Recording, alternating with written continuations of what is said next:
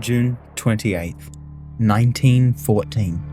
This is how a single bullet started a world war. Archduke Franz Ferdinand, heir to the Austro-Hungarian throne, is assassinated by Gavrilo Princip, a 19-year-old Serbian nationalist. The Austro-Hungarian government blames Serbia. Russia comes to Serbia's defense, and Germany backs Austria-Hungary. France supports Russia, and Britain joins in. Within weeks, the world is at war. Trenches stretch across Europe, and millions die.